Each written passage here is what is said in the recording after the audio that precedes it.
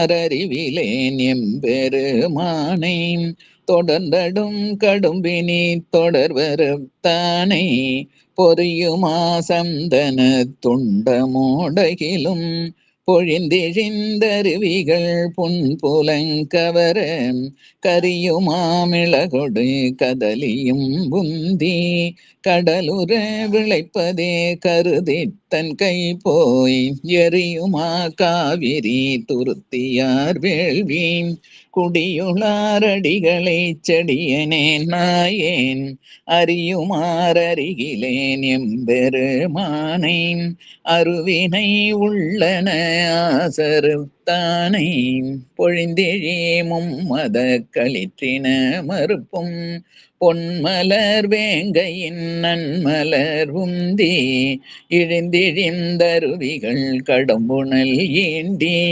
எண்டிசையோர்களும் ஆடவந்திங்கே சுழிந்திழி காவிரி துருத்தியார் வேள்வி குடியுளாரடிகளை செடியனே நாயேன் ஒழுந்திலேன் பிதற்றுமாறெம்பெருமானை உற்ற நோயிற்றையே உறவொழித்தானை புகழுமா சந்தன துண்டமோடையிலும் பொன்மணிவரன்றியும் நன்மலர் உந்தி அகழுமா அருங்கரை வளம்பட பெருகி ஆடுவார் பாவம் தீர்த்தஞ்சனம் அலம்பி திகழுமா காவிரி துருத்தியார் வேள்வி குடியுளாரடிகளை செடியனே நாயேன் இகழுமாறருகிலேன் எம்பெருமானை இழித்த நோயிம்மையே ஒழிக்க வல்லானை வரையின் மாங்கனியொடு வாழையின் கனியும் வருடியும் வணக்கியும் மராமரம் பொருது கரையுமா கருங்கடல் காண்பதே கருத்தாய் காம்பேலி சுமந்தொளிர் நித்திலங்கை போய் விரையுமா காவிரி துருத்தியார் வேள்வி குடியுளாரடிகளை செடியனே நாயேன் உறையுமாறருகிலேன் எம்பெருமானை உலகரி பழவினை அறவொழித்தானை ஓருமா தேசமே மனமுகம் துண்ணி புள்ளினம் பலபடிந்தொன்கரை உகள காருமா கருங்கடல் காண்பதே கருத்தாய் கவரி மாமயிர் சுமந்தொன்பளிங்கிடறி தேருமா காவிரி துருத்தியார் வேள்வி குடியுளாரடிகளை செடியனே நாயேன் ஆறுமாறருகிலேன் எம்பெருமானை அம்மை நோயிம்மையே ஆசருத்தானை புலங்களை வளம்பட போக்கர பெருகி பொன்களே சுமந்தெங்கும் பூசல் செய்தார்ப்ப இலங்குமார் முத்தி நோடினமணி இடறி இருகரை பெருமரம் பிழ்ந்து கொண்டிற்றி கலங்குமா காவிரி துருத்தியார் வேள்வி குடியுளாரடிகளை செடியனே நாயேன் விளங்குமாறருகிலேன் எம்பெருமானை மேலை நோயிம்மையே வீடுவித்தானை மங்கையோர் கூறுகந்தேருகந்தேரி மாறலார் திரிபுரம் நீரழச் செற்ற அங்கையான் கழலடி அன்றி மற்றறியான் அடியவர்க்கடியவன் தொழுவனாரூரன் கங்கையார் காவிரி துருத்தியார் வேள்வி குடியுளாரடிகளை சேர்த்திய பாடல் தங்கையால் தொழுது தம் நாவின் மேற்கொள்வார் தவநெறி சென்ற மருலகமாழ்பவரே. திருச்சிற்றம்பலம். திருத்திருத்தியும் திருவேள்விக்குடியும் அப்படிங்கிற பதிகம் பரிமளகந்த நாயகியுடனாகிய கல்யாண சுந்தரேஸ்வரர் திருத்தாள் போற்றி போற்றி. டாக்டர் ஐயா ரெடியாங்களையா? திருச்சிற்றம்பலம். பாப்பா ரெக்கார்டு போட்டுறியாமா?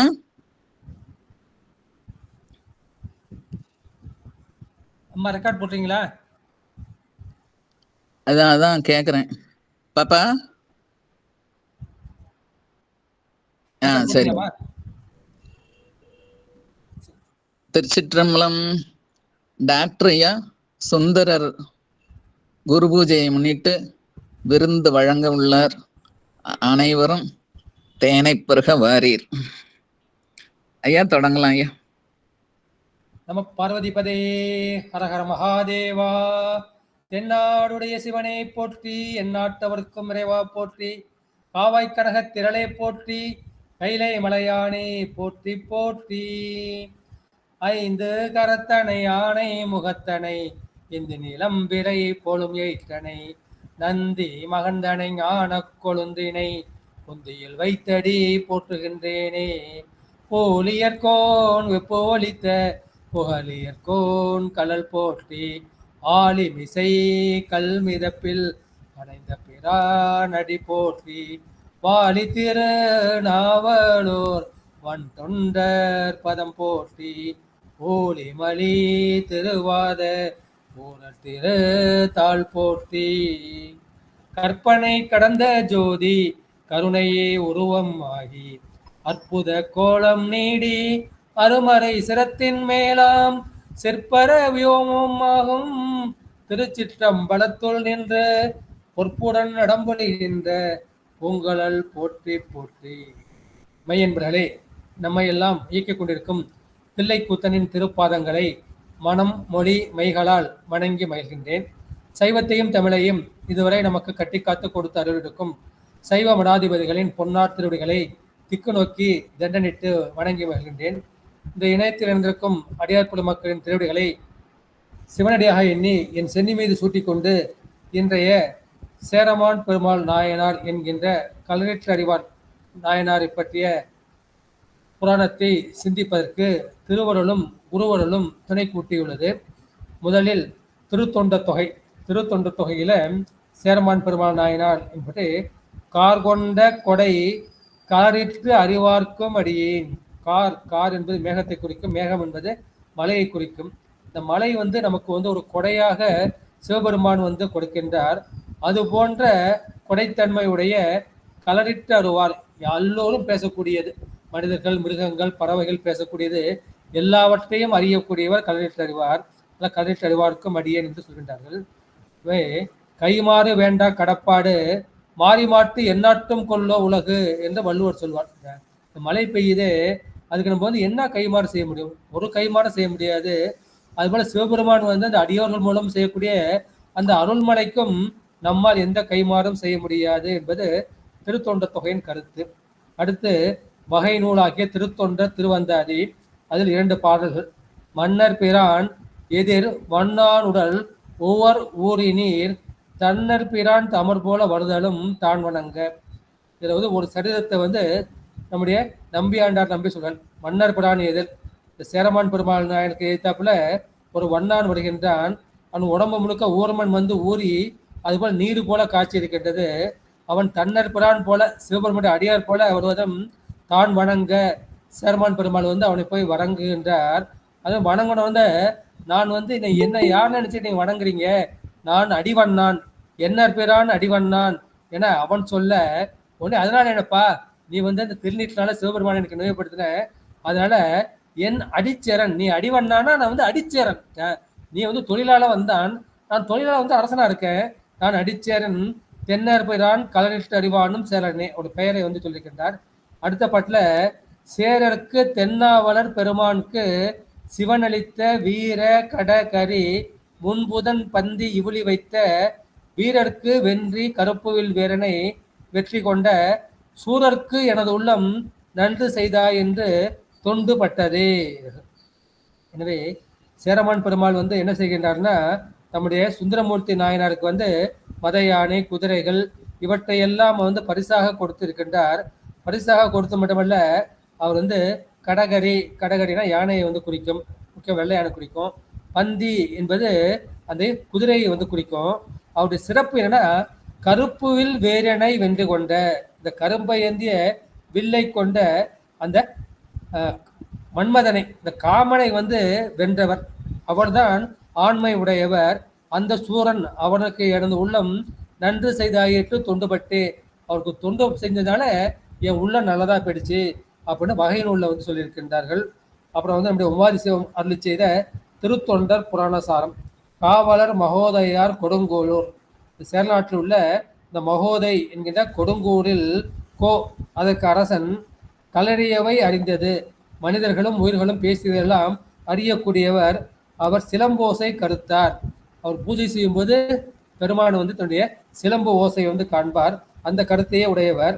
நாவலர்கோன் நண்பர், நாவலர்கோனாகிய நம்முடைய நம்பியாளருக்கு நண்பர். அடிச்சேரன் என்றே நவிண்டு வரும் மண்ணானை நயந்தேத்த. இந்த மாதிரி வண்ணானை வந்து நான் அடிவண்ணான்னு சொல்ல, நான் அடிச்சேரன் என்ற ஒரு நயந்தேத்த. கோனர் பாவலர் பானபத்திரனால். பெருமான் வந்து பானபத்திரருக்கு ஒரு பாசனம் கொடுக்கின்றார், திருமுக பாசத்தை கொடுக்கிறார். வாய்ந்த பரமர், சொக்கேசன் கொடுத்த அந்த பரமர் திருமுகம் வாங்கி, அந்த திருமுகத்தை வாங்கி பனிக்கோ வெற்பின் மேவியக்கோ ஆணை, அவருக்கு வேண்டிய பொருள்லாம் கொடுக்குறாரு. அப்புறம் குதிரை வைத்த வீரருக்கோ எனையாலும் சேரருக்கோவே. அதுபோல நம்முடைய நம்பியார் வந்து வெள்ளை யானையில் செல்லும் போது இவர் குதிரையில் ஏறி சென்றார் என்ற கருத்தை வந்து திருத்தொண்டர் புராணசாரத்தில் வந்து மோபதி சொல்லியிருக்கின்றார். இப்பொழுது நாம் விரிநூலாகிய அந்த கல்வெட்டு நிவாரணத்துக்கு சொல்லலாம். திருச்சிற்றம்பலம் முதல் பாடல். மாவீற்றிருந்த பெருஞ்சிறப்பின் மண்ணும் தொன்மை மலைநாட்டு பாவீற்றிருந்த பல்புகளில் இயல்பில் பழம்பதிதான் சேவீற்றிருந்தார் திரு வஞ்சைக்களமும் நிலவி சேரர்குல கோவீற்றிருந்து முறைபுரியும் குலக்கோமோதோர் கொடுங்கோளூர். இந்த முதல் பாட்டில் வந்து அவருடைய அவதாரம் செய்த தலத்தை பற்றி சொல்லிக்கின்றார். அந்த அவதாரம் செய்த தலம் வந்து கொடுங்கோளூர். அது வந்து மாவீற்றிருந்த திருமகளாகிய அந்த லட்சுமி வீட்டிற்கக்கூடிய பெரும் சிறப்பை உடையது.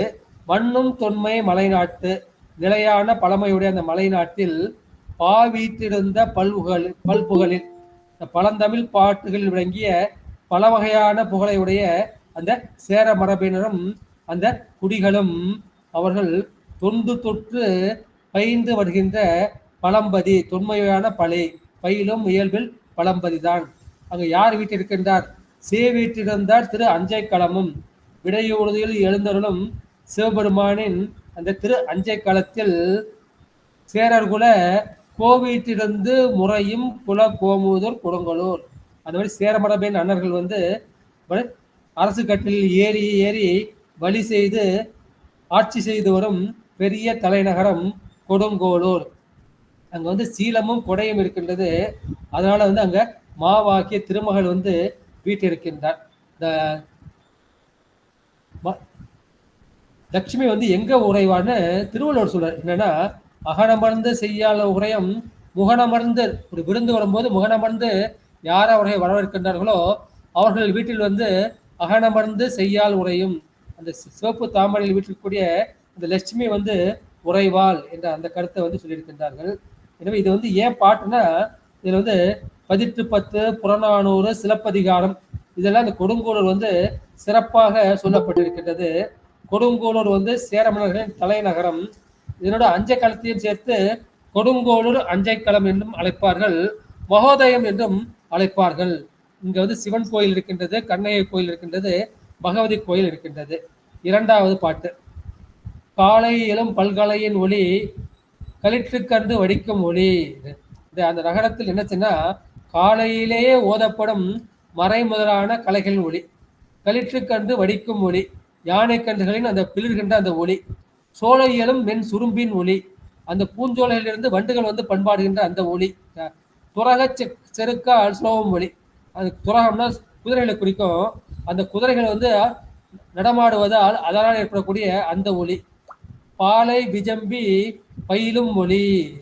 அங்க பாலை விவஞ்சியால் என்று அவற்றால் வரக்கூடிய அந்த ஒளி, பாடல் ஆடல் முழவின் ஒளி. எங்கே பெருமானம் இருக்காரோ அங்கெல்லாம் ஆடலும் பாடலும் நடக்கும். எனவே அந்த ஒளியும் அந்த ஒளி கேட்ட பாடல்களுக்கு ஏற்ப இசைக்கப்படும் அந்த முழவு ஒளியும் ஆகிய ஒளிகள் வேலை ஒளியை விளங்கியல. அங்கு கடலில் வந்து இருக்கின்ற அந்த அலை ஓசையும் கீழ்ப்படுத்தி விளங்கி ஒங்கும் வியப்பினால் அந்த அலை ஓசை கூட அடங்கி போயிடுது. அப்பேற்பட்ட அந்த ஒளி இங்கே இருக்கின்றது என்று சொல்லியிருக்கின்றார்கள். இந்த திருவையாற்று பதிகளில் நம்ம பார்ப்போம். அங்க என்னன்னா, அந்த முழவொலி கேட்டவுடனே அந்த குரங்குகள் 5 என்ன பண்ணுதான், உடனே மழை வந்துடுச்சோன்னு மரம் ஏறி அந்த கிளைகளை பிடித்து மேகத்தை போய் பார்க்கோமா. அப்படி குரங்குகள் அஞ்சு முகில் பார்க்கும் அந்த திருவையாற்றை வந்து நம்முடைய ஞானசம்பந்த பெருமான் வந்து சொல்லியிருக்கின்றார். அது காலை எழும் பல்கலையின் ஒளி அப்படின்னா அவங்க வந்து அதிகாலையிலேயே எழுந்து அந்தந்த கலைகளை வந்து பயில்கின்றார்கள். நாமும் அந்த சைவ சமய சாதனங்களை அந்த அதிகாலை பொழுதில் பிரம்ம முகூர்த்தத்தில் செய்ய வேண்டும் என்பதை இந்த பாட்டை குறிக்கின்றார். அடுத்து 3வது பாட்டு. மிக்க செல்வ மனைகள் தோறும் விளையும் இன்ப விளங்குவன. அங்க செல்வம் மிக்க வீடுகள் தோறும் அங்க இல்லற இன்பங்கள் அது பொருந்தி விளங்குகின்றது. பக்கம் நெருங்கு சாலை தோறும் பயில் சட்டரங்கள் பழகுவன. பக்கம்னா பக்கத்துல இருந்து அருகில விளங்கக்கூடிய அந்த அறச்சாலைகள், அந்த அறச்சாலைகள் நிறைய தர்மங்கள் வந்து செய்கின்றார்கள். எனவே அந்த அறங்கள் வந்து பல்கி பெருகி இருக்கின்றன. தக்க அணிகோள் மடங்கள் தோறும் சைவ மேன்மை சாற்றுவன. அங்க எங்க இருக்கின்றது? அங்க வந்து சைவ திருமடங்கள் இருக்கின்றது. அது சைவ சமயத்தின் அந்த மேன்மை பொருள்களை மேன்மை சாற்றுவன. மேன்மையான அந்த பொருள்களை வந்து எடுத்து கூறிக்கொண்டே இருக்கின்றார்கள். தொக்க வளங்கொள் இடங்கள் தோறும் அடங்க நியதி தோன்றுவன. எனவே தொகுதியாக தொகுத்து பார்த்தால் எல்லா வளங்களையும் அங்கு விளங்குகின்றது என்ற அந்த கருத்துறார்கள். இந்த சைவ மடத்துல என்ன பண்ணுவாங்க? சைவ மடத்துல வந்து இந்த சிவனை பத்தி தான் செஞ்சுட்டு இருப்பாங்க.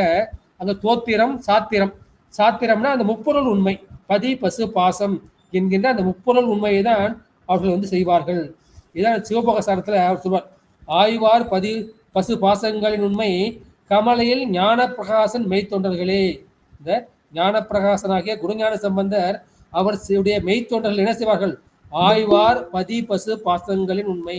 அந்த பதியாகிய சிவம், பசுவாகிய உயிர், அதை தலைத்திருக்கும் அந்த பாசங்களின் உண்மையை வந்து அவர்கள் ஆய்வார்கள்.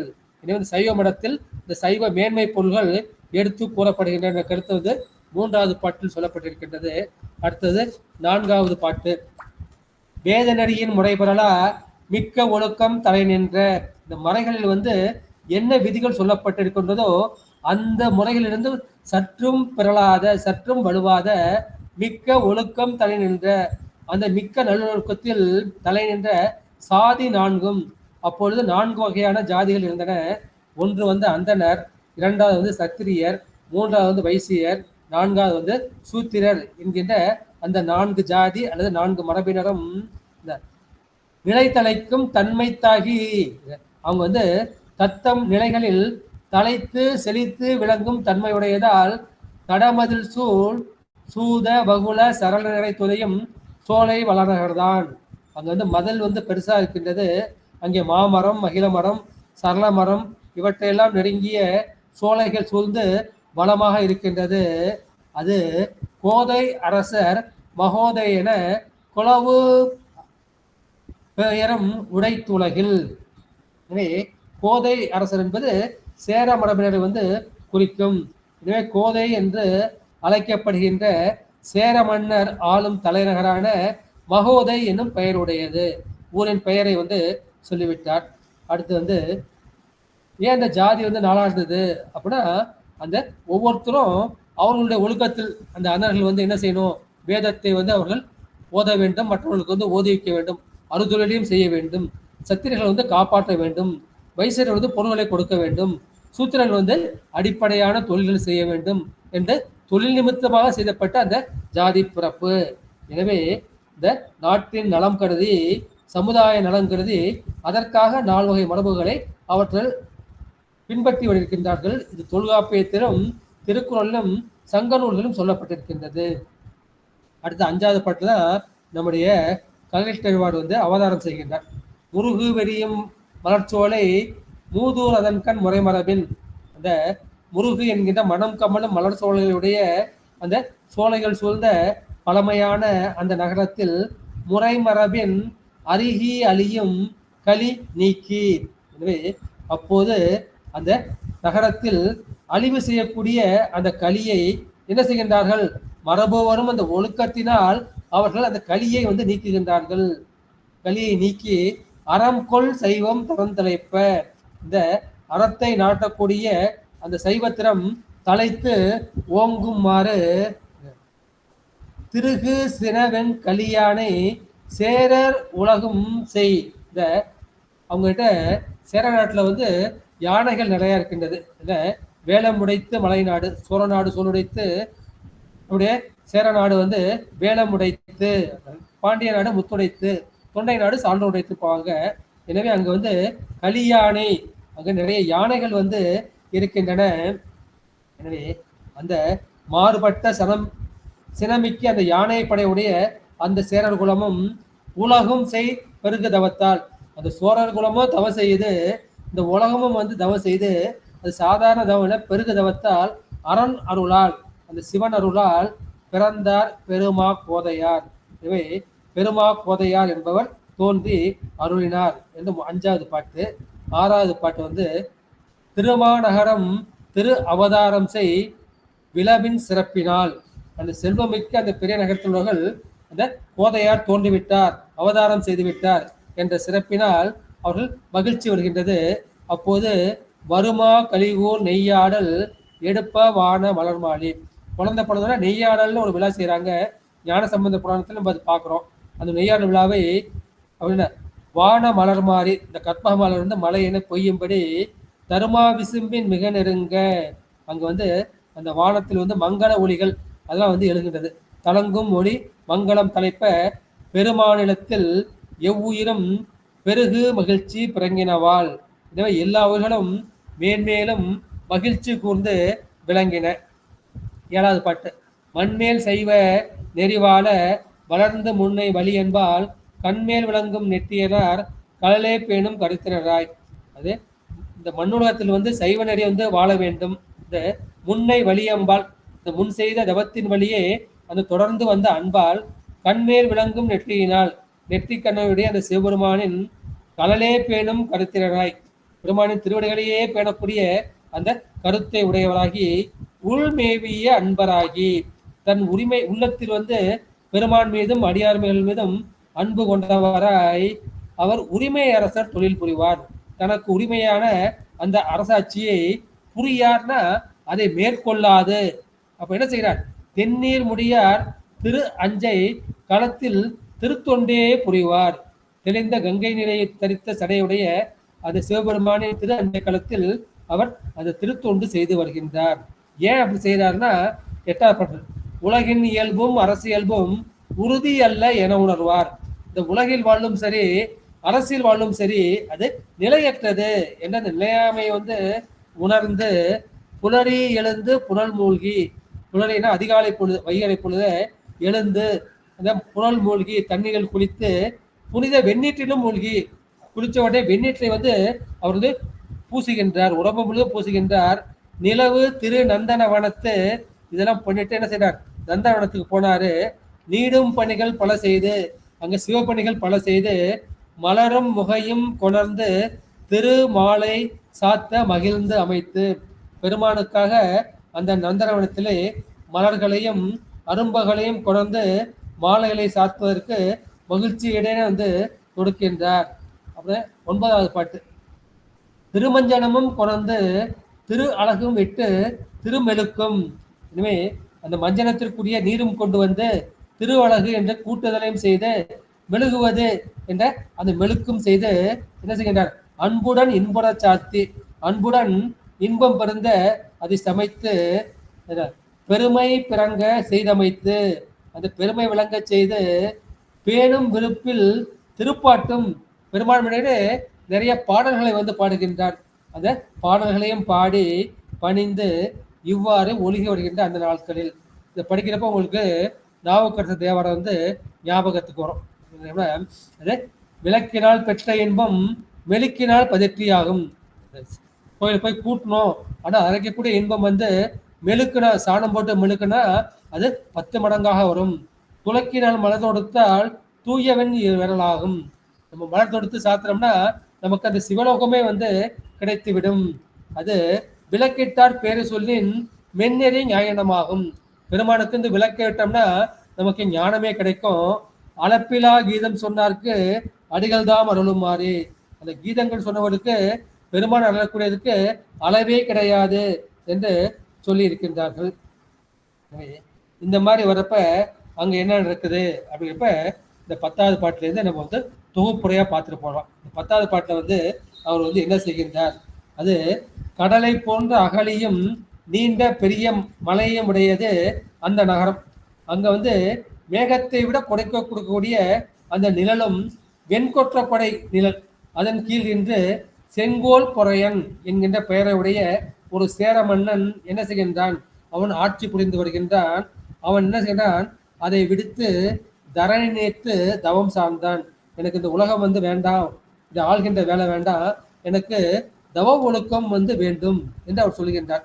அவர் என்ன, உலக ஆட்சியை விட இந்த உயிர் ஆட்சி, உயிர் ஆட்சினா நம்முடைய ஆன்மாவை வந்து ஆளுவது. ஆன்மாவை ஆளுதுன்னா இந்த ஆன்மா வந்து கட்டு நீங்கி பெத்தம் நீங்கி வீடு பேர் அடைவது அல்லது முக்தி பெறுவது. இதற்கு உதாரணம் வந்து ஐயடிகள் காடவர் கோன். அவரும் இந்த மாதிரிதான் இந்த அரச வாழ்க்கை நிலையற்றது என்று குமாரனுக்கு முடிசூட்டு விட்டு ஒவ்வொரு சேத்திரமாக போய் சேத்திர வெண்பார் வந்து செய்வார். இதே போல தசரதன் அவன் என்ன செய்யறான், ராமனுக்கு வந்து பட்டாச வந்து சொல்றான். அப்ப வந்து என்ன சொல்றான், மண்ணுயிருக்கு உருவதே செய்து வைகினேன். இது வரைக்கும் இந்த மண்ணுயிர்களுக்காக நான் வந்து ஆட்சி செய்தேன், இனி நான் என்ன செய்ய வேண்டும், என் உயிருக்கு உருவதும் செய்ய எண்ணினேன். என் உயிரை பத்தி நினைக்கல, என் உயிருக்கு வேண்டியதை நான் செய்ய வேண்டும் என்று ராமன் என்று சொல்லுவான். அந்த சேர அரசர்களுக்கு என்ன பேர் வரும்னா இரும்பொறை என்கின்ற பேர் வரும். அதான் செங்கோல் பொறையன் போல சேரல் இரும்பொறைன்னு பேர் இருக்கும். அதுல பெருஞ்சேரல் இரும்பொறை, இளஞ்சேரல் இரும்பொறை என்று அந்த சேர மரபக்கூடியான அந்த பெயர்கள் வந்து இருக்கும். அந்த மாதிரி இவர் வந்து என்ன செய்கின்றார், தவநெறியை வந்து அடைந்து விட்டார். இவர் வந்து தவநெறிக்கு போனவுடனே அங்கு இருக்கின்ற அமைச்சர்கள் என்ன செய்கின்றார்கள், அவர்கள் சில நாள் ஆராய்ந்து அது என்ன செய்யணும், சிவபெருமானுக்கு தொண்டு செய்வது யார், இந்த பெருமாக்கோதையார் என்கின்ற நம்முடைய சேரமான் பெருமாள். எனவே அவர் வந்து திரு அஞ்சைக்களத்தில் பணி செய்து வருகின்றார். அவர்களிடம் இந்த அமைச்சர்கள் போய் சேருகின்றார்கள். நம்ம பார்த்தோம்னா சேர நாட்டில் வந்து மரபு வந்து வித்தியாசப்படும். இப்போ சேரர்கள் சோழர்கள் பாண்டியர்கள்னா மகன் வழி ஆட்சி, மகன் அவனுக்கு மகன் அவனுக்கு மகன் வரும். ஆனால் சேரர்கள் எப்படின்னா அது மருமக்கள் தாயம்னு சொல்லுவாங்க. மருமக்கள்னா அவங்களுடைய தங்கை மகன், அந்த மாதிரி தங்கை மகனுக்கு வருவதனால அது மருமக்கள் தாயம் என்ற முறையில் வந்து வருகின்றார்கள். இவருக்கு இந்த மருமக்கள் தாயத்தினால இவர்கிட்ட வந்து வராங்க. வரப்ப அவர் வந்து என்ன செய்கின்றார்னா, மைதீர் நெறியின் முடிசூடி அருளும் மரபால் வந்ததென, பெருமானே உங்களுக்கு வந்து இந்த உரியது இந்த செங்கோல் அரசு, இதை செலுத்துவதற்கு தூய மரபால் உங்களிடம் வந்தது என்று அவர்கள் வந்து விண்ணப்பம் வந்து செய்கின்றார்கள். அந்த விண்ணப்பம் செய்தவுடனே இவர் வந்து உடனே ஒத்துக்காம என்ன செய்யறாரு, நான் வந்து பெருமானுடைய திருவுள்ளத்தை வந்து நான் வந்து அறிய வேண்டும் என்று. ஏன்னா இதுவரைக்கும் நான் வந்து திருத்தொண்டு செய்து வரேன், இந்த திருத்தொண்டுக்கு வந்து இது இடையூறாக இருக்கும்போல எனக்கு மனசுக்கு தோணுது. என்ன செய்வேன், பெருமான்கிட்ட போய் விண்ணப்பம் வைப்பேன், பெருமானுடைய அந்த திருவருள் கிட்டுமாயின் நான் வந்து என்ன செய்வேன், அப்பொழுது ஒத்துக்கொள்வேன். அந்த 13வது பாட்டுல இடை பெற்று அறிவேன் என புக்கு, இடை பெற்றுனா இந்த காலம் அறிந்து, திருக்குறள்ல கூட வரும், இடை தெரிந்து நன்குறந்து சொல்லுக, காலம் பார்த்து வந்து எதையும் சொல்ல வேண்டும். இதுதான் வந்து நம்முடைய மெய்ப்புறல் நாயனர் அவர் புராணத்தில் பார்ப்போம். அந்த முத்தநாதன் வரும்போது தத்தன் சொல்லுவான், நீங்க வந்து இடையறிந்து அருளல் வேண்டும். இந்த பெருமான் வந்து பள்ளி கொள்ள வேண்டிய நேரம், மெய்ப்பொருள் நாயனர் வந்து பள்ளி கொண்டிருப்பார், ஏன்னா அவர் தொந்தரவு பண்ணாம நீங்க இடை தெரிந்து அருளல் வேண்டும் என்று சொல்வார்கள். எனவே பெருமானின் அந்த திருவுள்ளத்தை அறிவேன் என்பது அவருடைய பக்தியையும் அந்த காட்டுகின்றது. அப்போது அவர் வந்து என்ன சொல்லியிருக்காருன்னா, 14வது பாட்டு, மேவும் உரிமை அரசளித்து விரும்பு காதல் வழிபாடும் யாவும் யாரும் கலையினவும் அறியும் உணர்வும் ஈரில்லா தாவில் விரலும் தண்டாத. நான் என்ன செய்யணும், இந்த ஆட்சியை வந்து மேற்கொண்டால் சிவபெருமான் மேல அந்த அன்போடு செய்கின்ற வழிபாடு, அந்த வழிபாடு மட்டுமல்ல, நான் அரசனா எல்லா உயிர்களுக்கும் நான் அரசன். அப்போது அந்த அகிரிணை உயிர்கள், யாவும்னா அகிரிணை உயிர்கள், யாரும்னா உயர்திணை உயிர்கள். எனவே உயர்திணை அகிரிணை என்ற பாடுபாடு அந்த எல்லா உயிர்களும் என்ன பேசுகின்றதோ அதை அறியக்கூடிய உணர்வு எனக்கு பெருமானே, எனக்கு நீ கை கொடுக்க வேண்டும் என்று சொல்லும்போது பெருமானும் அவருக்கு நீ எல்லாவற்றையும் அறிவார் என்பதில் அவருக்கு களரிட்டறிவார் என்ற பெயரும் வந்தது. யார் என்ன சொன்னாலும், எந்த உயிர்கள் பேசினாலும் நினைத்தாலும் அவருக்கு அது கருத்தாக உணர்ந்துவிடும் என்பது 14வது பாட்டு. அடுத்து 15வது பாட்டு. எனவே ஆன அருள், இந்த அருளை வந்து கைகொண்டு அவர் என்ன கும்பிட்டு வணங்கி கோயிலிருந்து வெளியே வருகின்றார். அது ஆட்சி செய்வது சிவத்தொண்டுக்கு இடையூறு இருந்தாலும் இந்த மேன்மையுடைய அந்த அரச முடியை தாங்குவதற்கு அவர் வந்து அந்த அமைச்சர்களுக்கு தன்னுடைய இசைவை வந்து சொல்கின்றார்கள். அந்த அமைச்சர்களும் நாயனாரின் திருவடியில் வணங்கி அதற்கு வேண்டிய செயல்களை வந்து சொல்லியிருக்கின்றார்கள். அப்போது திருமை உலகு ஒருமை முடி கவித்தார். அந்த ஒன்றுபட்ட உணர்வுடன் அவர் அந்த முடியை வந்து தன் தலை மீது வந்து சூட்டி கொண்டார். அடுத்து 17வது பாட்டு என்ன சொன்னாரு, அது முடி சூட்டவுடனே தம்பிரானார் கோயில் வளம் கொண்டு அவர் என்ன செய்யறாருன்னா இறைவனின் திருக்கோயிலை வளம் வந்து நிலமுற வணங்குகின்றார். அப்புறம் யானை மேல் வருகின்றார். அவர்கள் வெண்கொற்ற கொடையையும் சாமரத்தையும் அந்த ஏவலர்கள் தாங்கி வருகின்றார்கள். அந்த மாதிரி வரும்போது அப்போ ஒரு காட்சி பார்க்கின்றார். அது அவருடைய தொண்டில் வந்து முதல் தூண்டு. அப்போ என்ன வரன்னா, உவரின் பொதி சுமந்ததோர் வண்ணான் முன்னே வர கண்டார். தோளில் வந்து ஓர்மன் மூட்டை சுமந்து கொண்டு ஒரு வண்ணான் வருவதை வந்து அவர் பார்த்தார். மழையால அந்த ஓர்மன் வந்து கலைந்து விட்டது. அவன் மேனி முழுக்க அந்த ஓர்மன் வந்து பூசி இருக்கின்றது. எனவே அது எப்படி இருக்குன்னா, அது வெந்நீர் பூசிய வெளுத்த வடிவாக இருக்கின்றது. மலையில் கரைந்து அங்கு அவர் ஊறி மேனி வெளித்த வடிவனால் உடம்பு முழுக்க வந்து அவர் வந்து எப்படி இருக்கின்றார், அவர் வந்து வெந்நீரை பூசிட்டு போல அவருக்கு தோன்றி இருக்கின்றது. அப்போ இவர் பார்த்தா இவர் வந்து உலகில் பொழிந்த திருக்கரத்தார் அடியார் வேடம். உலகினா வந்து மானை குறிக்கும். அந்த மானை வந்து பெருமான் கையில் எழுந்திருப்பார். எனவே பெருமான் வந்து உலையார் கனவா உமையால் கனவா என்று ஞான சம்பந்தர் பாடுவார். உலகிங்கிற மானை வந்து குறிக்கும். எனவே இது அடியார் திருக்கோலம் என்று என்ன செய்தாரு, அந்த யானையின் கழுத்திலிருந்து இறங்கி அவர் அந்த வண்ணானை கைகூப்பி வணங்கினார். விரைந்து சென்று கை தொழுதார். அடுத்து 19வது பாட்டு. அவர் தொழுதவன இவனுக்கு வந்து சிந்தை கலங்கி விட்டது, பயம் வந்து விட்டது. ஐயா, என்னை வந்து யார் என்று அடியேனே கொண்டது, நீங்க என்ன யாருன்னு நினைச்சுக்கிட்டு நீங்க வணங்குறீங்க அப்படின்னு சொன்னோடனே, நான் அடிவண்ணான், நான் உங்களுக்கு அடிமை, வண்ணான் குலத்தை சேர்ந்தவன, உன்னை அடியேன் சேரர் புராணம் அடிச்சேரேன், நான் வந்து அடிச்சேரன் என திருநீற்றின் வாரவேடம் நினைப்பித்தீர். எனவே இந்த திருநீற்றின் அன்பு வேடத்தை எங்களுக்கு நீங்கள் நினைவூட்டினீர். அதனால் நீங்கள் வருந்தாது ஏகும், அரசன் வந்து கும்பிட்டானே நீங்க பயப்படாம நீங்க வந்து போங்க அப்படின்னு மொழிகின்றார். எனவே இது முதல் தொண்டு. அப்புறம் இவருடைய இந்த தொண்டையெல்லாம் இந்த அமைச்சர்களெல்லாம் பார்க்கின்றார்கள். அவர்கள் என்ன செய்கின்றார்கள், இவர் வந்து பலம் வந்து தன்னுடைய என்ன சொல்ற மாளிகையின் வந்து உள்ளே வந்து போவதற்கு முன்பு அந்த கோயிலை வந்து வலம் வந்து விட்டு அவர் இந்த கோயிலுக்கும் போகின்றார். கோயிலுக்கு போயிட்டு வீட்டுக்கும் வந்து போகின்றார். அப்போது அகத்தும் புறத்தும் பகை எடுத்து அப்படின்னா இந்த உள்ளும் புறமும் உள்ள அந்த பகை, அது அகப்பகை உட்பகைன்னா அரசர்களுக்குன்னா அந்த அரசரால் வந்து பயம் வரலாம், அவருடைய பரிசனங்களால் வரலாம், கல்வரால் வரலாம், உயிர்களால் வருவலாம். அதுபோல அந்த புறப்பகை என்பது எதிர்ந்த மன்னர்களால் வந்து வருவது. இன்னொரு அர்த்தம் அகப்பகைனா இந்த காமம், குரோதம், லோபம், மகம், மாதச்சரியம் என்கின்ற அந்த 6 உறுப்புகள். புறப்பகை என்பது நம்முடைய அறிவு கருவிகளாலும் தொழிற்கருவிகளாலும் வருவன என்று சொல்லியிருக்கின்றார்கள். இதோட அகத்தும் புறத்தும் பகையறுத்து மறைகள் வாழற மண் அளிப்பார். அடுத்து அவர் என்ன செய்கின்றார்கள், இந்த 23வது பாட்டில் வந்து அவர் பூஜை செய்யக்கூடிய கருத்து வந்து வருகின்றது. ஏன்னா தேடும் பொருளும் பெருந்துணையும் பிள்ளை சிற்றம்பலத்துள் ஆடும் கலலும் என தெளிந்தே.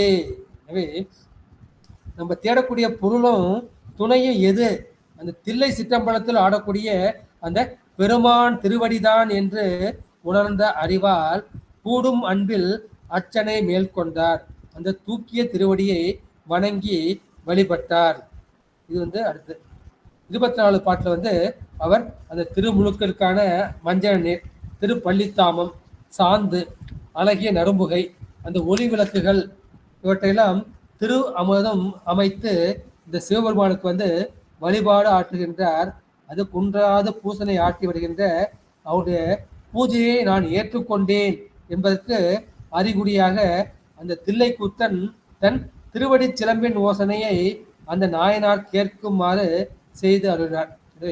இந்த பூஜை செய்யும் போது யோகிகளுக்கு வந்து அந்த தசநாதங்கள் என்கின்ற 10 நாதங்கள் வந்து கேட்கும். அதுல ஒண்ணு வந்து திருச்சிலம்போசை. இதான் உந்தியார்ல என்ன சொல்லுவாருன்னா, திருச்சிலம்போசை ஒலி வழியே சென்று நிறுத்தனை கும்பிடன்று உந்தி பெற. நமக்கு வந்து அந்த சிலம்பின் ஓசை கேட்குது. அந்த ஓசை வழியா நம்ம தேடிக்கிட்டே போனோம்னா எங்க போய் சேரும்? அந்த பெருமானுடைய அந்த திருவடி வரும். எனவே நிறுத்தனை கும்பிடன்று உந்தி பெற அங்கே நின்று உந்தி பெற என்று சொல்லியிருக்கார்கள். அதே மாதிரி திருவாசனோட பாட்டு வரும். என்னன்னா, வாத ஊரில் வந்து எழுதி பாதச்சிலம்பொலி காட்டிய பண்பும். இதே மாணிக்க வாசகருக்கும் வாத ஊர்ல சிலம்பொலி பெருமான் வந்து காட்டியிருக்கின்றார்கள். அடுத்து 25வது திருப்பாட்டு. அது மாதிரி இறைவனுக்கு வந்து வழிபாடு செய்கின்றார். அதனால வந்து அவருக்கு இன்பம் கிடைக்கின்றது. யார் வந்து அவர்கிட்ட கேட்கிறாங்களோ அது உங்கள் இறந்தவர்களுக்கும் வறியவர்களுக்கும் அவர் எல்லோருக்கும் வேண்டியவற்றை வேண்டியவாறே கொடுக்கின்றார். அது போல பல வேள்விகளும் பல செய்தார், வேள்வி பல செய்தார் என்று 25வது பாட்டு முடியுது. அதனால அவரை வந்து கார் கொண்ட கொடை கலெக்டர். இந்த மழை வந்து எப்படி பெய்தோ அது போல அவர் செய்கின்றார். அப்புறம் வேள்வி ஏன் செய்கின்றார்னா, வேள்வியின் நற்பயன் வீழ்புணலாவது, வேள்வி செய்தால்தான் மழை பொழியும் என்ற அந்த திருமுறை பாட்டை வந்து நம்ம வந்து பார்த்துருக்கோம். அடுத்து நம்ம எனக்கு என்ன செய்யறோம்னா, அடுத்த பாட்டிலேருந்து நம்முடைய 2வது பானபத்திரர் வரலாறு வந்து வருகின்றது. எனவே இந்த பானபத்திரர் வந்து நம்முடைய சொக்கேச பெருமான் மதுரையில் வந்து அவருக்கு முன்னால் வந்து இசைப்பாட்டுகளால் போற்றி வருகின்றார். அவருக்கு வந்து வறுமை வந்து விடுகின்றது. எனவே அவருக்கு வந்து செல்வம் வழங்குவதற்காக நம்முடைய ஆளவாய் என்னல் வந்து திருவுள்ளம் பற்றுகின்றார். அவர் என்ன செய்கின்றார்? நாம் ஓலை தருகின்றோம் தாளாது ஏகுடைய பானப்பத்தின் கனவில் தோன்றி நான் சேரமானுக்கு உனக்கு வந்து பல மணிகளும் அணிகளும் கொடுக்கும்படி ஓலையை கொடுக்கின்றோம். நீ என்ன செய்ய? காலம் தாழ்த்தாது ஏகி வருக, நீ காலம் தாழ்த்தாமல் சென்று வருக என்று சொல்லியிருக்கின்றார்கள். அதுபோல சேரமான் பெருமாளுக்கும் இவர் என்ன செய்கின்றார்னா, இந்த மாதிரி பானபத்திரன் வருவான், அவனுக்கு நீ அருள் செய் என்று சொல்லுகின்றார். அது உங்க எல்லாருக்கும் தெரிஞ்ச அந்த 11ஆம் திருமுறை உள்ள பாட்டு. மதிமலி புரிசை மாடக்கூடல் பதிமிசை நிலவு பால் நில வடிச்சிறகு அன்னம் பயில் பொழில் ஆளவாயின் மன்னிய சிவன்யான் மொழி தரும் மாற்றம். ஒரு கடிதம் எழுதுற என்ன சொல்லுவோம்? முதல்ல வந்து அனுப்புனர் யாருன்னு சொல்றாரு. அனுப்புனர் யாருன்னா, நான் வந்து ஆளவாயில் இருக்கின்ற அந்த சிவன். அப்புறம் 2வது வந்து யார் வந்து பெருனர்? அது பருவ கொன்மு படியென பாவலருக்கு உரிமையின் உதவி திகழ். அந்த பருவமழை போல பாவலருக்கு நீ உதவுகின்றார். ஒளிதிகள் உருமா மதிபுரை குளவிய குடைக்கீழ் செருமா உகைக்கும் சேரன் காண்க. யாருக்கு எழுதுறேன்னா, சேரமான் பெருமாளுக்கு எழுதுறேன். அது என்ன கண்டென்ட், என்ன செய்தி? பண்பால் யாழ்பையில் பானபத்திரன். பானபத்திரன் வந்து என்ன செய்யறான்? எனக்கு முன்னால பண்ணோடு இசை பாடுகின்றான். அவன் தன்போல் என்பால் அன்பன். வந்து நீ எப்படியோ அதே மாதிரி அவனும் வந்து எனக்கு வந்து அன்பன். அவன் என்ன தன்பால் காண்பது கருதி போன்றன். உன்னை பார்க்கறதுக்காக வாரான். பார்க்கறதுக்காக வாரான், என்ன பண்ணாத? அது வான் பொருள் கொடுத்து வரவெடுப்பதுவே. அவங்ககிட்ட எதுவும் கேட்க மாட்டான். நீனா புரிஞ்சுக்கிட்டு அவனுக்கு வான் பொருள் நிறைய பொருள் கொடுத்து உதவி செய்ய வேண்டும் என்று அந்த திருமுக பாசனத்துல வந்து அது சொல்லியிருக்கின்றார். இது போலதான் அந்த அடியார் கிளியன் தில்லை சிற்றம்பலவன் என்று பெத்தான் சாம்பனுக்காக ஒரு ஓலை வந்து முத்தி கொடுப்பதற்காக எழுதி கொடுப்பார் நம்முடைய பெருமான். எனவே சங்க புலவர் திருமுகத்தை பெருமான் வந்து முதல் தமிழ் சங்கத்துல சங்க புலவர்களாக இருந்திருக்கின்றார். அவர் சோமசுந்தர கடவுள் வந்து முதல் தமிழ் சங்கத்துல சங்கப்புல தலைவராக இருந்திருக்கின்றார். அவர் கொடுத்த திருமுகத்தை நம்முடைய பானபத்திரர் தலைமீது தாங்கி கொண்டு அங்கிருந்து புறப்பட்டு செல்கின்றார். மலைநாட்டை அடைகின்றார். கொடுங்கோலில் புகுகின்றார். பொழுது அரண்மனைக்கு வந்து அங்கு உள்ள ஏவலன் மூலமாக நான் பானபத்திரன் வந்திருக்கின்றேன் என்று அறிவித்து கொண்டார். அதை கேட்டவுடனே சேரமான் பெருமான் என்ன செய்தார்? கைகளை தலைமையில் கூப்பி மீது உள்ள அன்பினால் கண்கள் இருந்து நீர் வழிந்து பெருக அப்படின்னா எழுந்து உடம்பெல்லாம் நடுங்கி அப்படின்னா அதை ஓடி ஓடி அந்த பொன் மாளிகையின் புறத்தை வந்து அந்த பானபத்திரின் திருவிழிகளை பல முறையும் வந்து வணங்குகின்றார். அடுத்து 30ஆம் பாடல். அடியேன் பொருளா திருமுக கொண்டு, என்னையும் வந்து ஒரு பொருளாக கொண்டு எனக்கு வந்து ஒரு திருமுகத்தை பெருமான் கொடுத்தானே, அதை தாங்கி கொண்டு நீங்கள் வந்தீர்களே, எப்பேற்பட்ட பெருமை என்று அந்த சிவபெருமானின் திருமுகத்தை அவரது கையில் தட அதை தம் முடி மீது வைத்து கொண்டு ஆனந்த கூத்தாடி சொல் தடுமாறி கண்களிலிருந்தும் பொழிகின்ற அந்த ஆனந்த கண்ணீர் பெருகி திருநீறு பாசிய மார்பில் அது பரவிவிட அவர் நிலத்தில் பல முறையும் வீழ்ந்து எழுந்து வணங்கினார். எனவே அந்த திருமுகத்தை வந்து பல முறையும் வந்து அவர் வந்து வணங்குகின்றார். அந்த சுரனை நீக்குகின்றார். அதை எடுத்து விரித்து படிக்குகின்றார். அவர் பெருமானுடைய திருவள்ளுவை வந்து அவர் வாழ்த்துகின்றார். தன்னுடைய பொன் மாளிகையில் அவரையும் கூட்டிக் கொண்டு போய் என்ன செய்கின்றார், அந்த அமைச்சர்களுக்கு வந்து என்ன சொல்றாரு, நம்முடைய மாளிகையில் உள்ள அந்த செல்வ கோயில்கள் அதை வந்து எல்லாவற்றையும் நீங்கள் அமைத்து கட்டி தக்க பணியாட்களின் மூலமாக எடுத்துக்கொண்டு வாருங்கள் என்று அளவில்லாத அந்த நிதியங்களை பாதுகாப்பாக கட்டி அந்த தக்க ஆள்கள் வழி ஏற்றிக்கொண்டு மன்னரோடு கொடுக்கின்றார்கள். இதெல்லாம் வந்து பாடபத்திரர் பார்க்குறாரு. இந்த வந்து இந்த மாதிரி இது மட்டும் இல்லை, துரக ரதகஜ துரகப்பதான்னு சொல்லுவாங்க இல்லையா, இந்த யானை குதிரை அதுபோல அதையும் நீங்கள் ஏற்றுக்கணும். என்னுடைய மணிமுடி இருக்கு இல்லையா, அந்த மணிமுடியை நீங்கள் ஏற்றுக்கொண்டு என்னுடைய ஆட்சியும் நீங்கள் ஏற்றுக்கொள்ள வேண்டும். ஏன்னா பெருமான் எனக்கு எப்பேற்பட்ட பெருமையை கொடுத்திருக்கின்றான். உடனே பானபத்திரர் வந்து என்ன சொன்னாங்க, ஐயா எனக்கு வந்து இவ்வளோலாம் வேண்டாம், நீங்கள் வந்து அரசாட்சியும் அந்த அரசு உறுப்புகளையும் நீங்கள் வச்சு எங்க, ஏன்னா எனக்கு வந்து இறைவன் கொடுத்த யானை வந்து என் வறுமைக்கு ஏற்ற அளவு பொருள் கொள்வதுதான், ஏன்னா எனக்கு வேண்டிய பொருளை மட்டும் எடுத்துக்கிறேன் என்று கூறி வந்து வணங்குகின்றார். எனவே இது இறைவனின் ஆணைன்னு சொன்ன உடனே இதை மறுப்பதற்கு அஞ்சி இவர் என்ன செய்கின்றார், அந்த பானபத்திரருக்கு வேண்டியதை ஒரு யானையின் மீது ஏற்றி கொடுக்கின்றார். இது போல அந்த பானபத்திரர் பின்னே அவர் வந்து என்ன செய்றார், கண்ணீர் மலை வலிய அவர் கைகளை கூப்பி தொழுது கொண்டே அந்த நகரின் எல்லை வரைக்கும் கொண்டு அவருக்கு என்ன செய்கின்றார்னா அவருக்கு வணக்கம் சொல்கின்றார். இந்த பானபத்திரர் இப்போ என்ன பண்றார், அந்த சொக்கேசருக்கு முன்னால் போய் மதுரை நகரத்துக்குள் உள்ளே வந்து போகின்றார். எனவே இந்த அருள் பெருமையை நினைந்து நினைந்து இவர் பல முறையும் வணங்கி போற்றி தம் மாளிகையில் வந்து அவர் வந்து வீட்டிருந்தார். அந்த மாதிரி அவர் இருக்கும்போது இந்த மற்ற அரசர்கள்லாம் வருகிறார். இவர் வந்து சேரமான் இல்லையா, அப்போது பலவனாகிய அந்த சோழன் பாண்டியன் அவர்கள் வந்து ஒன்று கூடி பகையின்றி அவர்கள் வந்து வாழ்ந்து வருகின்றார்கள். அந்த மாதிரி திருத்தொண்டை வந்து செய்யும் போது என்ன செய்கிறார்கள், அவர்கள் வந்து அந்த சிலம்பு ஓசை வந்து ஒரு நாள் வந்து கேட்கவில்லை. இந்த பூஜையின் முடிவில் முன் போல அந்த சிலம்பு ஓசை வந்து கேட்காததால் அவர் வந்து மனம் வந்து கலங்குகின்றார். என்னுடைய பூஜையில் வந்து ஏதோ பிழை செய்து விட்டேன், எனவே எனக்கு பூஜையின் பயன் வந்து கிடைக்கவில்லை, இனிமேல் இந்த உடம்பினால் கிடைக்கக்கூடிய இன்பம் வந்து வேற என்ன இருக்கின்றது, இனிமேல் நான் உயிர் வாழக்கூடாது என்று அந்த உடைவாளை எடுத்து தன்னுடைய மார்பினை பாய்ச்சுவதற்காக அவர் கையை இப்படி எடுக்கின்றார். அப்பொழுது சிவபெருமான் வந்து திருச்சிலம்பின் ஒளியை மிகுதியாக ஒலிக்குமாறு செய்தார். திருச்சிலம்பின் ஓசை மிகவும் வந்து இசைப்பித்தார். ஏன்னா அந்த உடம்பு வந்து எதுக்காக கிடைச்சது, ஊனடைந்த உடம்பின் பிறவியே தான் அடைந்த உறுதியை சாருவான். இதுதான் பெரிய புராணம். நான் அடைந்த உறுதி வந்து சிவபெருமானுடைய திருவடியை சேர வேண்டும், சிவபூஜை வழியாக சேர வேண்டும். அந்த பயன் எனக்கு கிட்டவில்லை, எனக்கு எந்த உடம்பின் பயன் இல்லை.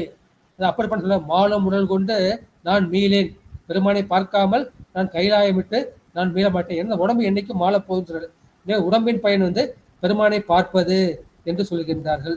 அப்போது பெருமான்கிட்ட வந்து கேட்கிறார், இந்த திருமாலாலும் நான்முகனாலும் 4 மறைகளாலும் தேடுதற்கரிய பெருமானே, எனக்கு வந்து ஏன் இந்த மாதிரி தாமதமா நீங்க அருள் புரிஞ்சீங்களே, அதுக்கு என்ன காரணம் என்று சொல்லுகின்றார். அப்போ பெருமான் வந்து சொல்கின்றார், தில்லையில் வந்து என்னுடைய ஆனந்த கூத்தை வன் தொண்டனாகி சுந்தரன் வந்து பார்த்தான். அவன் வந்து பதிகம் பாடினான். அதனை பதிகம் பாடுவதால் அதை வந்து நான் மேம்படந்து விட்டேன். அதற்காக நான் வருவதற்கு காலம் தாழ்த்தினோம் என்று சுந்தரனை பற்றி இவருக்கு வந்து நினைவூட்டுகின்றார். அங்கதான் பெருமான் என்ன, 2 பேருக்கு ஒரு நட்பை வந்து உண்டாக்குகின்றார்கள். நம்ம போல உயிர்களுக்கு தான் என்ன செய்யும், நமக்கு பக்கத்துல என்ன இருக்கோ அது தெரியும். ஆனா பெருமான் வந்து சர்வ வியாபி, அவன் வந்து 224 கோணங்களே நடக்கக்கூடியது அறியவன். அவன் என்ன செய்கின்றான், இந்த 2 பேருக்கும் ஒரு நட்பை உண்டாக்க வேண்டும் என்பதற்காக தான் நான் பாட்டை கேட்டு மெய்மறந்துட்டேன். அதனால வந்து சிலம்பொலி கேட்பிக்க காலம் தாழ்ந்தது. எனவே இந்த கல்நெட்டறிவாருக்கு வந்து திரு ஆரூரை நினைவு கூற வைத்து அந்த நட்பை வந்து பெருமான் உண்டாக்குகின்றார். அந்த நட்பு என்ன இருக்கின்றது, அது கடைசி வரைக்கும் இங்க ஆரம்பிச்ச நட்பு கடைசியில கையிலைக்கு போற வரைக்கும் தொடர்ந்து இருந்து கொண்டே இருக்கின்றது. மற்ற நட்பெல்லாம் வந்து இந்த நில உலகத்தோடு முடிஞ்சிருது. இந்த ஒரு நட்பு மட்டும் பெருமானை ஏற்படுத்துற நட்பு, அது வந்து என்ன செய்யுது, அது கையிலை வரைக்கும் போகுது. எனவே இவருக்கு என்னன்னா, இந்த பெருமான் வந்து அடியவர்களுக்கு எப்படியெல்லாம் அருள் செய்கின்றார் அப்படின்னா என்ன செய்யணும், உடனே என்ன பண்ணும், இந்த தில்லைக்கு போகணும், போயிட்டு அந்த பொன்னம்பலத்தை பார்க்கணும், பார்த்து இதை வணங்கணும். அது மட்டுமா வணங்கணும், அங்க போய் அந்த சுந்தரனையும் நான் வணங்க வேண்டும். எனவே தன்னேரில்லா வன் தொண்டர் பெருமானை நான் தில்லை அம்பலத்தில் நான் வணங்க வேண்டும், நான் திருவாரூர் சென்று அவரையும் வணங்க வேண்டும் என்று அவர் நினைவு கொண்டு இவர் என்ன செய்கின்றார், அவர் பல நாடுகளை தாண்டி இவர் என்ன செய்கிறார்னா இங்க தில்லைக்கு வந்து வருகின்றார். இவர் இருக்கிறது கொங்கு நாடு. அந்த கொங்கு நாடுங்கிறது கோயம்புத்தூர் மாவட்டம், சேலம், ஈரோடு மாவட்டம். அதையெல்லாம் தாண்டி இவர் எங்க வர்றனா இங்க இந்த சிதம்பரத்துக்கு வந்து வருகின்றார். அந்த சிதம்பரம் வந்து எங்க இருக்கின்றதுன்னா காவிரிக்கு பக்கமா இருக்கு இல்லையா. அப்போது பொன்னி திருநதியின் கரை வந்து எய்தி, அந்த ஒப்பில்லாத காவிரி ஆற்றின் தென்கரையில் வந்து வடகரைக்கு ஏறி அங்கே மகிழ்ந்து நீராடி அந்த புலியூர் பொன்னம்பலத்தில் பெருமானாடக்கூடிய திருக்கூத்தை அதை பார்ப்பதற்காக செல்லுகின்றார். இவர் வருவதை கேட்டு தில்லைவாழந்தர்கள் வந்து அவர்களை வந்து வணங்குகின்றார்கள். இவரும் அவர்களை வணங்கி அந்த ஏழுநிலை கோபுரத்தை வணங்கி உள்ளே செல்கின்றார். உள்ளே சென்று அந்த பெருமானுடைய திரு நடனத்தை வந்து பார்க்கின்றார். அளவில் இன்ப பெருங்கூத்தர் ஆட எடுத்த கலல் காட்ட உளமும் புல்லும் ஒருவழி சென்று உருக போற்றி உய்கின்றார். அவர் திருக்கூத்துக்கு உலகுக்கு அளித்த கருணை வலித்தினார். அந்த திருவடியின் திருக்கூத்தான அமுதத்தை அளித்தருளும் அந்த கருணையை அவர் போற்றுகின்றார். இந்த பெருமான் வந்து இந்த நஞ்சத்தை வந்து எங்க வச்சிருக்கான், கழுத்துல வச்சிருக்கான். அமுதத்தை வந்து எங்க வச்சிருக்கான்னா அதை தூக்கிய திருவடியில் வந்து வைத்திருக்கின்றான். இந்த கருத்தை வந்து சொல்லியிருக்கின்றார்கள். எனவே எடுத்த திருப்பாதத்தால் அமுதத்தை வழங்குகின்றார். இதான் முத்தி நான்ட மலர்பதத்தே நாடு என்று திருவுருள் பயன் வந்து சொல்லும். அப்போ பாடிட்டு அவர் என்ன செய்கின்றாரு, அந்த 56வது பாட்டில் வந்து சீரார் வண்ண பொன்வண்ண திருவந்தாதி என்று அந்த பாடை வந்து பெறுகின்றார். இங்க முதல்ல பாடி வந்து பொன் வண்ணத்து திரு அந்தாதி, இதான் வந்து பாடு. பொன்வண்ணம் எவ்வண்ணம் அவ்வண்ணம் மேனி பொழிந்திலங்க மின்வண்ணம் எவ்வண்ணம் அவ்வண்ணம் வீழ்சடை வெள்ளிக்குன்றம். அது போல வண்ணம் வண்ணம்னு ஆரம்பிக்கும். எனவே வந்து பொன் வண்ணத்து அந்தாதி என்று பெயர் பெற்றது. பெருமான் வந்து அப்பொழுது திருவடிச்சிலம்பிலிருந்து ஒரு ஒளியை கேட்கின்றார். அது வந்து அவருக்கு வந்து கேட்கின்றது. அந்த பாடலை கேட்டுவிட்டு அந்த தில்லையின் எல்லையுள் அவர் சென்று அங்கு வணங்குகின்றார். வணங்கிவிட்டு நாம் என்ன செய்கின்றார், நம்ம சுந்தரரை பார்க்க வேண்டும் என்று அவரை பார்ப்பதற்காக திருவாரூரை நோக்கி புறப்படுகின்றார். அப்போது அறிவார் எல்லையாய திருத்தில்லை, அந்த தில்லையுடைய எல்லை எப்படி இருக்கின்றதுன்னு அது ஞானத்தின் வடிவாக இருக்கின்றது. ஏன்னா சிதம்பரம் இல்லையா, சிதம்பரம் என்பது ஞான ஆகாசம். அந்த தில்லையின் எல்லையை வணங்கி அவர் வந்து பல கோயில்களை வணங்கி அங்கே இருக்கக்கூடிய புள்ளிருக்கு வேலூர் என்கின்ற வைத்தீஸ்வரன் கோயில், திரு நன்றியூர், அந்த மாதிரி திருவள்ளுவூர், வீரட்டம், திருமியச்சூர், திரு அம்பர் மாகாளம், திரு அம்பக்கரை, அப்புறம் பறவையில் மண்டலி, அவர் வந்து சென்றார். அவர் வந்து போகின்றார். அப்பொழுது நம்ம சுந்தர பெருமான் வந்து திருநாகாய்க்காரத்திற்கு சென்று பதிகம் பாடி பெருமானிடமிருந்து குதிரைகள் பல மணிகள்லாம் பெற்று திருவாரூரில் அவருக்கும் வந்து வருகின்றார்கள். அப்போது சேரமான் வந்து திருவாரூரை சேர இதை அறிந்த நம்பி ஊராரால் மன்னர் தலைவரான அந்த சேரமான் வருகின்றார் என்று அவரை வணங்குகின்றார். அப்போ சேரமான் பெருமான் வந்து சுந்தரர் முன்பு தாழ்ந்து வணங்குகின்றார். எனவே அவர் வணங்கிய பெருமானை இவர் தாமும் வணங்கி அவரை அணைத்து எடுத்து அன்பு பெருக தழுவிக் கொள்கின்றார்கள். அந்த அவங்க 2 பேருக்கும் அந்த இன்பமான வெள்ளம் வந்து அவர்கள் மூழ்கி இருக்கின்றார்கள். அதிலிருந்து அவர்கள் கரையேற முடியவில்லை. அவர்கள் எலும்பும் முருகுமாறு அவர்கள் உயிர்கள் வந்து ஒன்றாகி என்ன செய்ய, என்பும் முருக உயிரொன்றி உடம்பும் ஒன்றாம் என இசைந்தார். 2 உயிர் ஒரு உடம்பு, அந்த மாதிரி ஒன்றானது போல அவர்கள் பொருந்தி இருந்தார்கள். இதை பார்த்த திருத்தொண்டர்கள்லாம் மகிழ்ச்சி அடைந்தார்கள். அப்பொழுது சேரமான் பெருமானும் வன் தொண்டரும் அவர்கள் ஒன்று சேர்ந்ததால் அப்போது இவருக்கு சேரமான் தோழர் என்கின்ற ஒரு பட்டத்தை வந்து நம்முடைய நம்பியூரார் வந்து கொடுக்கின்றார்.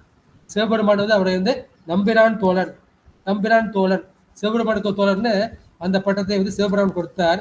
இவர் வந்து சேரமான் தோழர் என்ற பட்டத்தை வந்து வன் தொண்டர் தனக்குத்தானே சுட்டிக் கொள்கின்றார்கள். இப்பொழுது ஒருவருடன் உணர்ந்தன் அந்த கலந்த உணர்ச்சியினால்கள் நம்மை ஒன்றாக கூட்டி வைத்த இந்த இறைவனுக்கு நாம் செய்யக்கூடிய இந்த கைமாறு என்ன என்று அதை நினைத்து கொண்டே பெருமானின் திருவடியை பணிவதற்கு திருவிதியை கடந்து அந்த கோயிலுக்குள் வந்து சொல்கின்றார்கள். அந்த தேவாசிரிய மண்டபத்தை வணங்குகின்றார்கள், மாளிகையை வளம்படுகின்றார்கள்.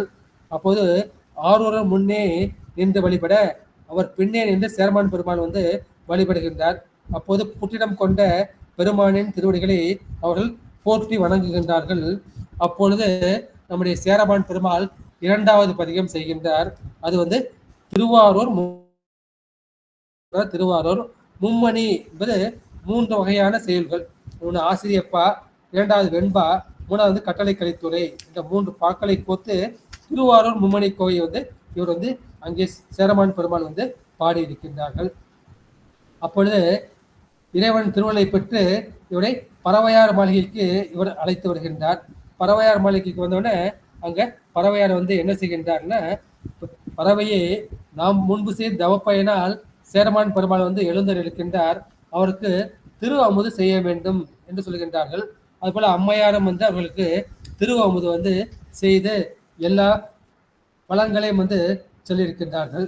அப்போ அவர்கள் என்ன, இப்ப மறுபடியும் வந்து நம்ம என்ன செய்யணும், அப்போ வந்து நம்ம தல யாத்திரை வந்து செல்ல வேண்டும் என்று அவர்கள் இரண்டுக்கும் தோன்கிறது.